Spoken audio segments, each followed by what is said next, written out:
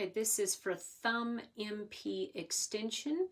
The patient the forearm is in mid position, the MP and the IP are relaxed. You're going to watch for active thumb MP extension. You're going to stabilize the thumb and the metacarpal and the wrist. Your pressure, you're going to have that MP joint kind of in mid position, and your pressure is going to be over the dorsal proximal phalanx of the thumb. If you are wanting a gravity minimized position, you can put the palm pronated, and I'm going to change my position. Again, you're going to watch for that active extension. If they have good motion there, then you can reach in and put that slight resistance again on the dorsal proximal phalanx of the thumb.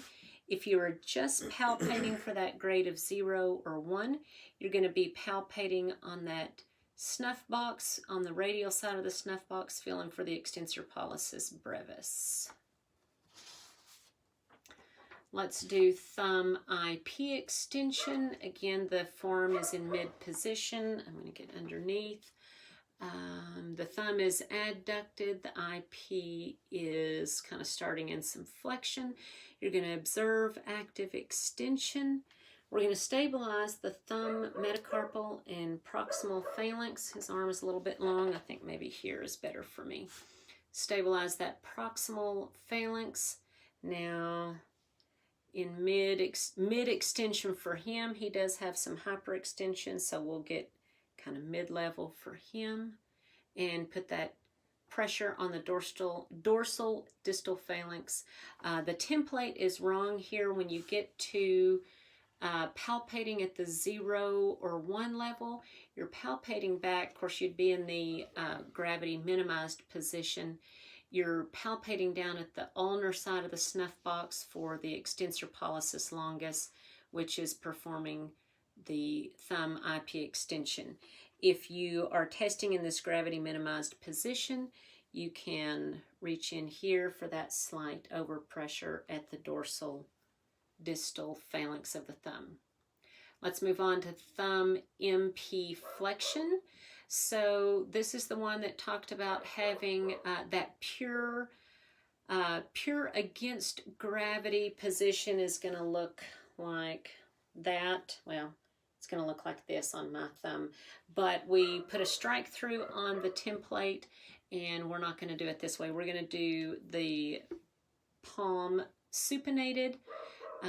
You're watching that thumb IP flexion. We're going to stabilize the thumb metacarpal and wrist. Your pressure is going to be on the volar proximal phalanx. Oh, we're doing MP flexion. Sorry, I switched to IP. So watching that MP flexion, here's your pressure on the proximal phalanx of the thumb. Right there. If you need it, you're going to be in the same position for a gravity minimized thumb MP flexion.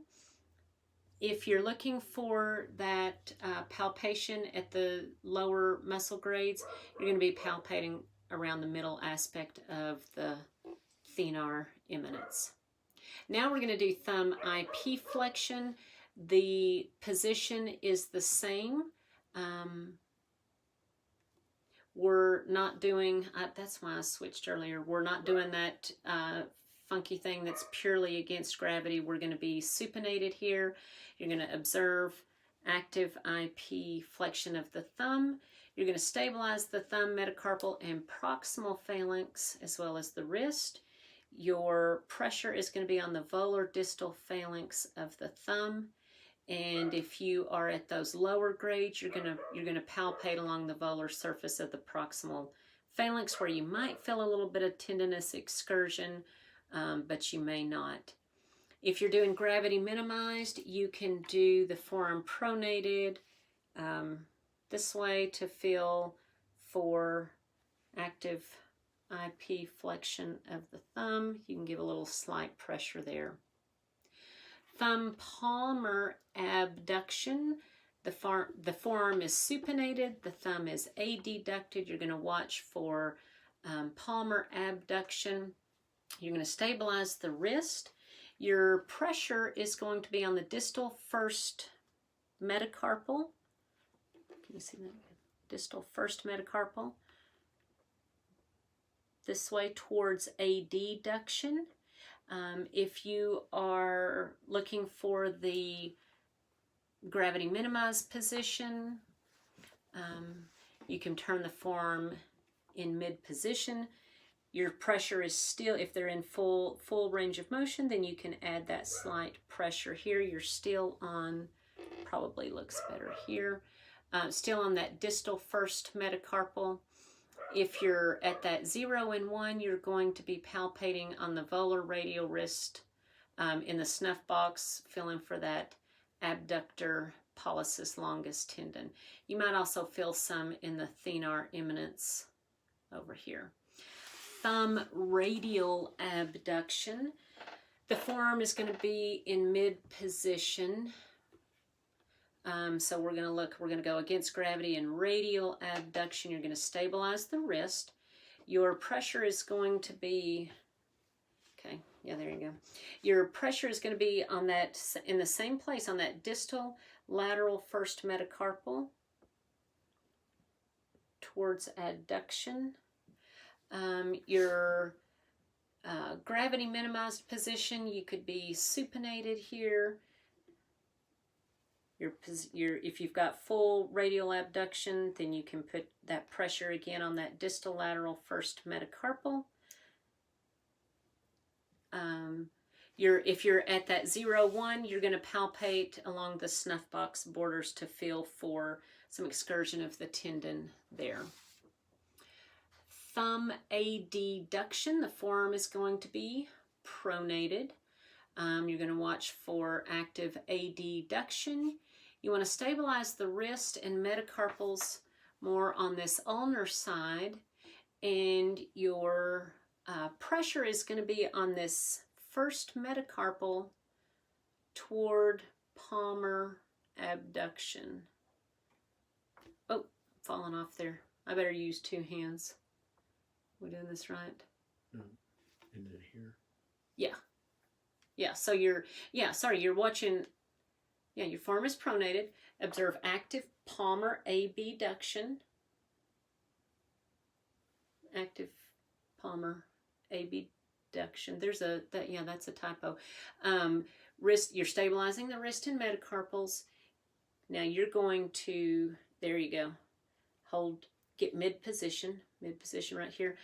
My pressure is towards palmar abduction. I'm pressing down. He's pulling that thumb up into adduction. If you're at a gravity minimized position, you're going to be in neutral forearm, and you're watching for that thumb adduction. If there's full motion there, you can still get at that first metacarpal and apply some slight pressure there. If you're palpating, you're in that volar first web space, trying to feel, you can go both sides, feeling for muscle contraction there. Okay, opposition. The forearm is supinated. You're going to observe active opposition. You're using the table to stabilize here. You're going to put your pressure on the distal first and the distal fifth metacarpal this way. If you wanted a gravity minimized position, you can put the forearm in mid position. If they've got full motion, you can still put your resistance on the distal first and fifth metacarpal. If you're just feeling for palpation for a grade of 0 or 1, you're going to palpate on the thenar eminence. You can also palpate over here on the hypothenar eminence.